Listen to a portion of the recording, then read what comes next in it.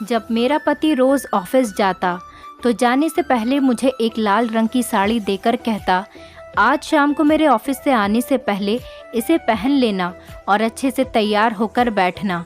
आज हमारे यहाँ बहुत ख़ास मेहमान आ रहे हैं। मैं साड़ी ले लेती और शाम को तैयार होने लगती तो मेरे घर का नौकर मुझसे कहता, दीदी भगवान के वास्ते ये साड़ी मत पहनो वरना आज गज़ब हो जाएगा। तुम नहीं जानती हो सारी रात तुम्हारे साथ यहाँ क्या खेल खेला जाता है। आज तुम ये साड़ी मुझे दे दो। आज ये साड़ी पहनकर तुम्हारी जगह पर मैं बैठूंगा और तुम छुपकर सब कुछ देख लेना। फिर तुम्हें मेरी बात पर भरोसा हो जाएगा और तुम सब कुछ समझ जाओगी।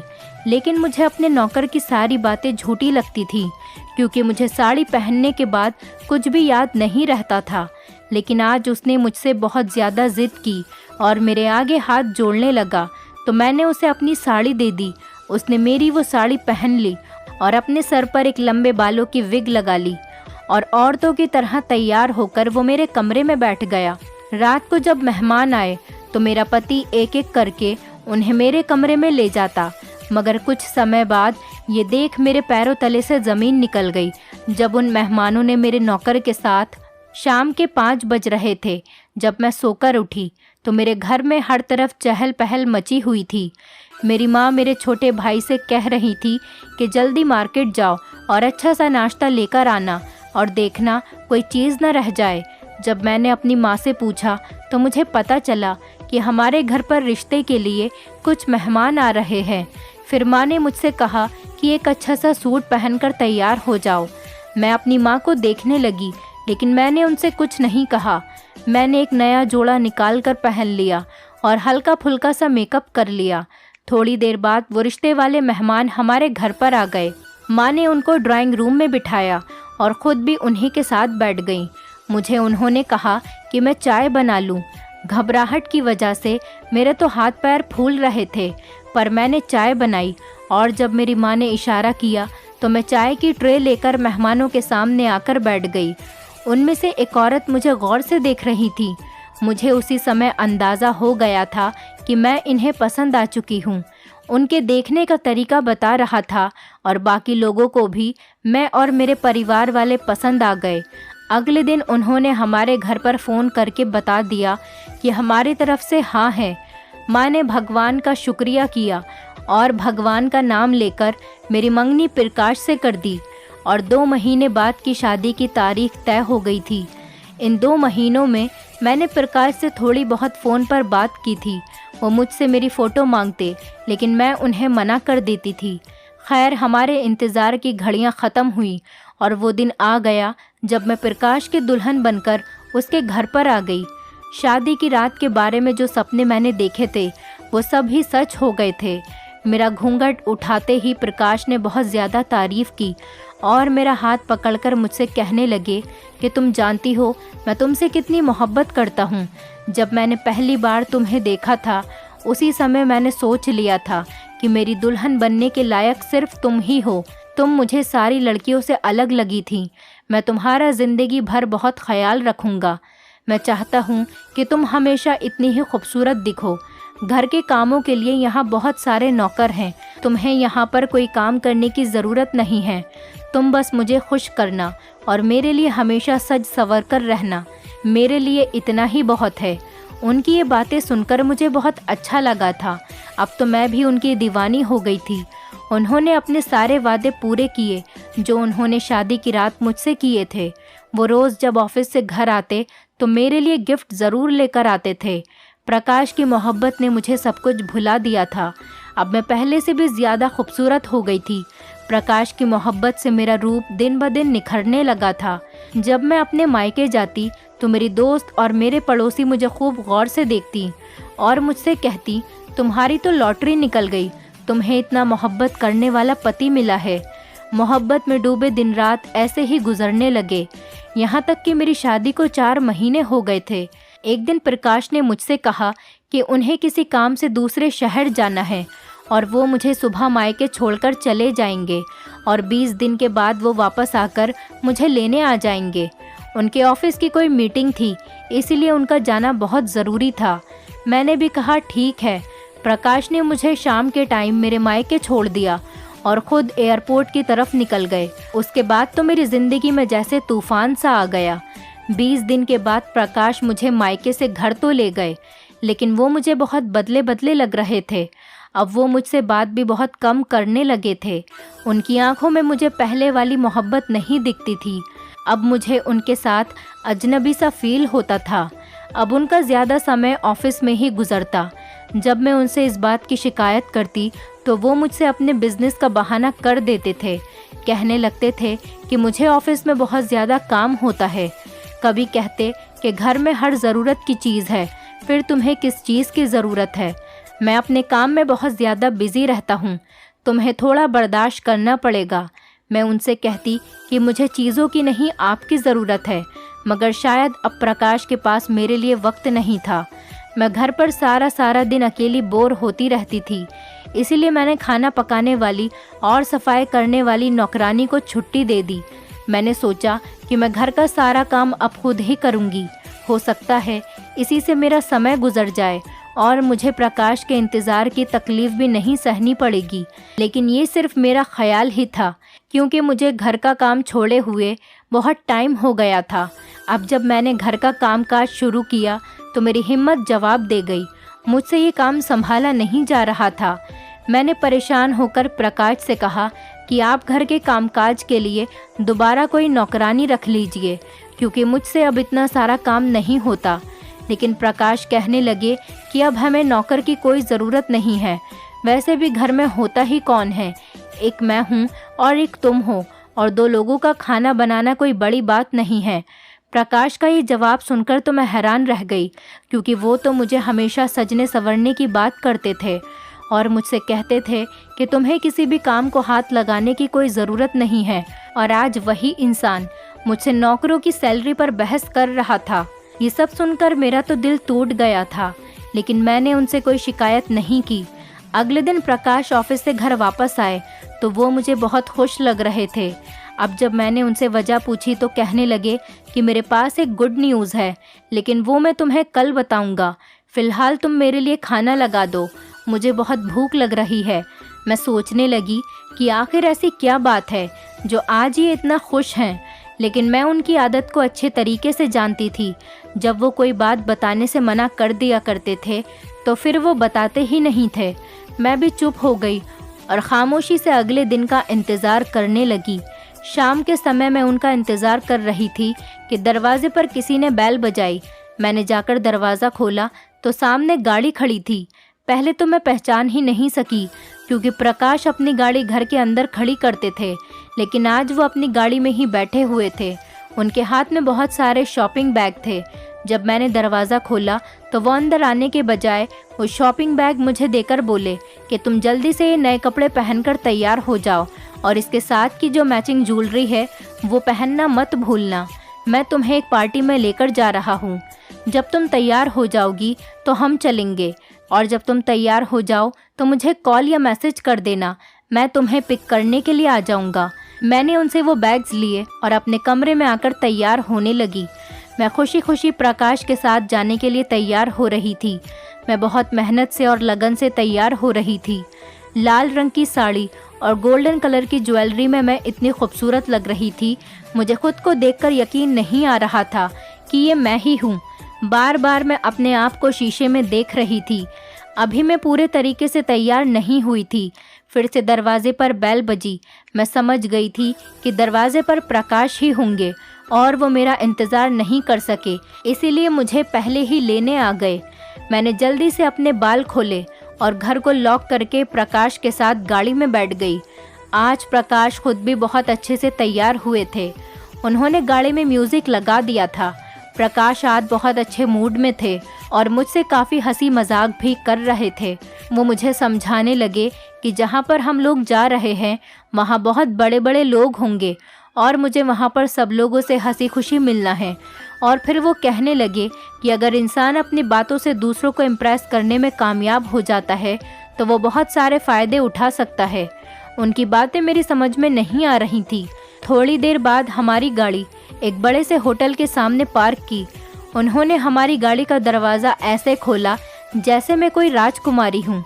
मेरा हाथ पकड़कर वो होटल के अंदर चले गए। उनका अंदाज आज मुझे बहुत बदला बदला सा लग रहा था, क्योंकि मैंने उन्हें ऐसा शादी के बाद पहली बार ही देखा था जो आज वो सारी दुनिया के सामने दिखा रहे थे। खैर, जब हम उस होटल के अंदर गए तो एक बहुत बड़े हॉल को बहुत ही खूबसूरती से सजाया गया था। हर तरफ लाइट जल रही थी। होटल में बहुत सारे ऑफिसर और उनकी पत्नियां इनवाइट थी। ये एक बहुत बड़ी पार्टी थी। यहाँ आकर मुझे थोड़ा नर्वस फील हो रहा था, लेकिन थोड़ी ही देर में मुझे पता चल गया था कि मेरी खूबसूरती ने सबको अपनी तरफ खींच लिया है। वैसे तो मैं पहले भी बहुत ज़्यादा खूबसूरत थी और आज मैं ऐसे तैयार हुई थी जैसे किसी नई नवेली दुल्हन को तैयार किया जाता है। प्रकाश ने भी बहुत ज़्यादा प्राउड से मुझे अपने दोस्तों से मिलवाया। उसके बाद हम सब लोगों ने खाना खाया और वहाँ हल्का हल्का म्यूज़िक भी बज रहा था। ये माहौल मेरे लिए बहुत ही अजनबी सा था। ज़िंदगी में पहली बार मैंने इतने सारे लोगों के सामने बैठकर खाना खाया था, जिससे मुझे बहुत घबराहट हो रही थी।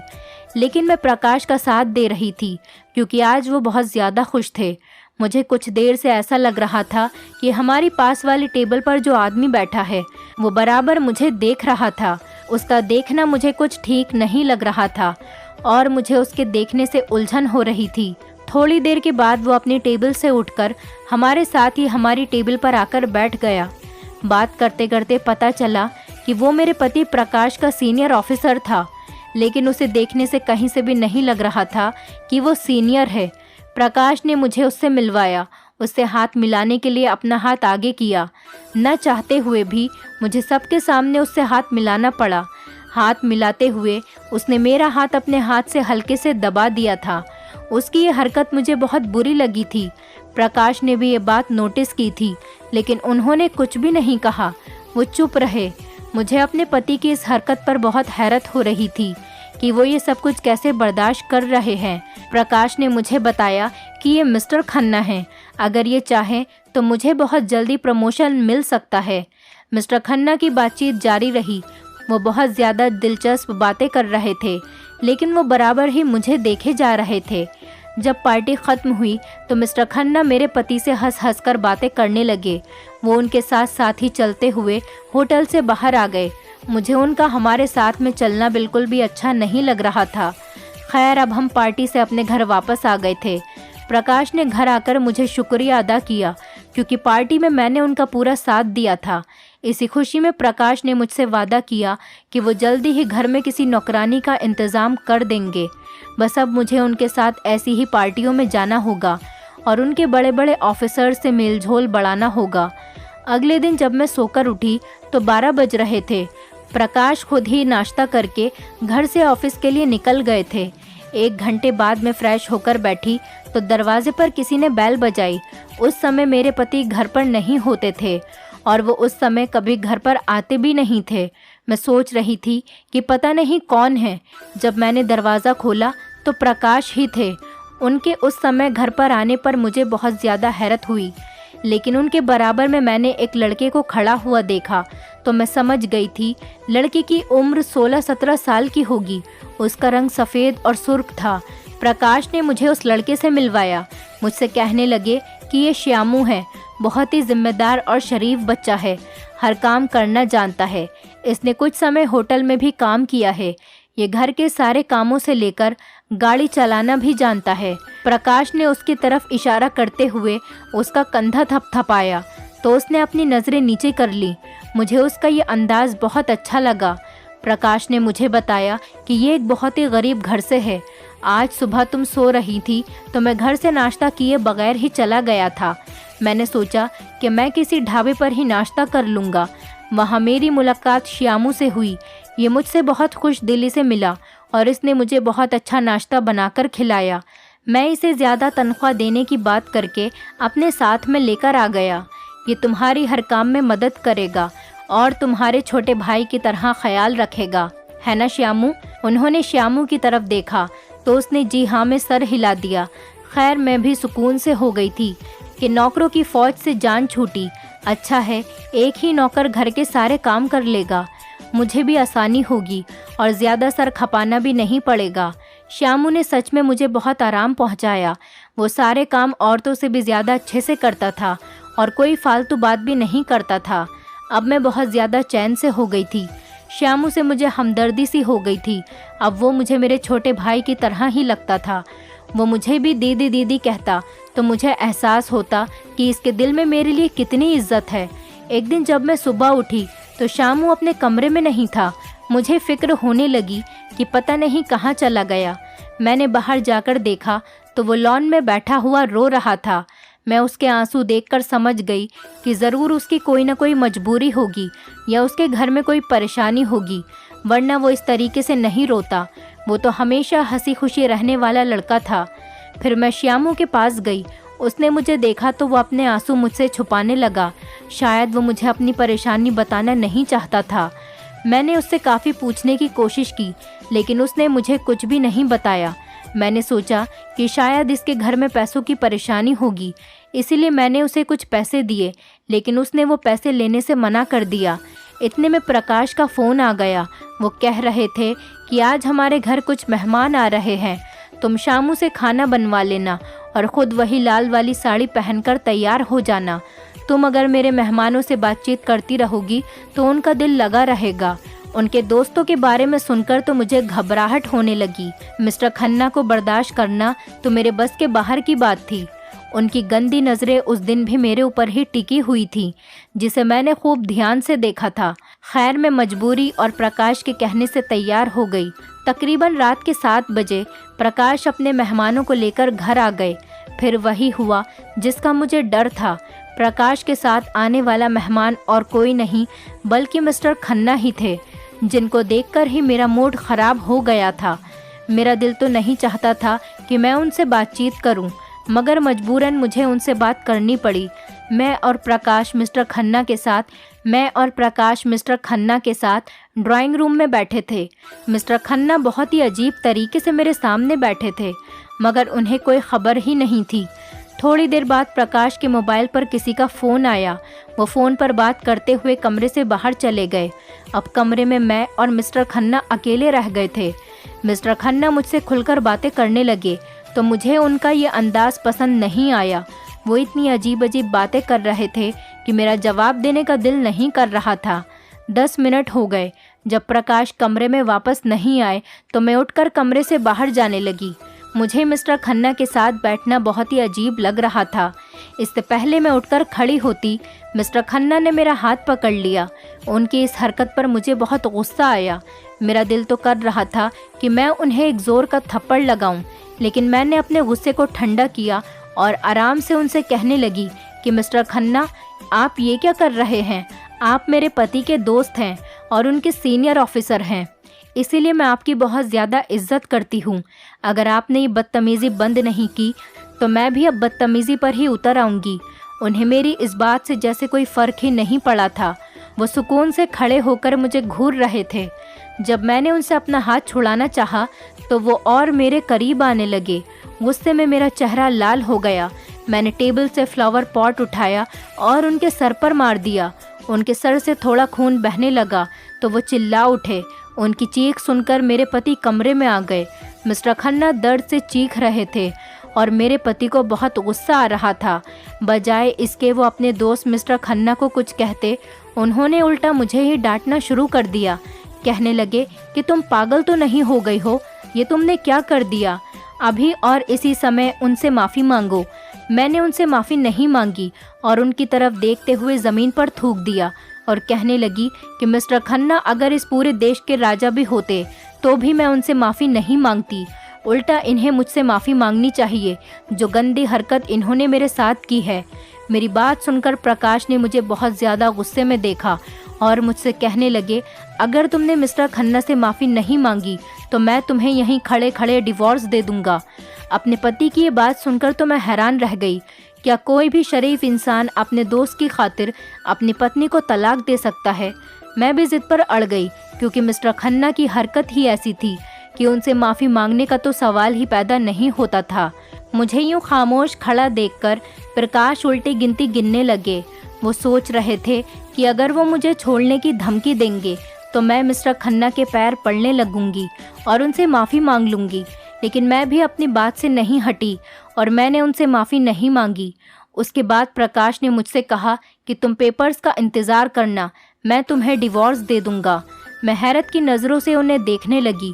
मुझे समझ में नहीं आ रहा था कि प्रकाश तो मुझसे इतनी मोहब्बत करते थे, फिर वो मेरे साथ ऐसा क्यों कर रहे थे, वो भी अपने इस घटिया दोस्त की खातिर। मिस्टर खन्ना ये सब कुछ देखकर मुस्कुरा रहे थे। वो भी बड़बड़ाते हुए हमारे घर से चले गए। मेरे पति भी उनके पीछे पीछे गए और मेरे बर्ताव की उनसे माफ़ी मांगने लगे।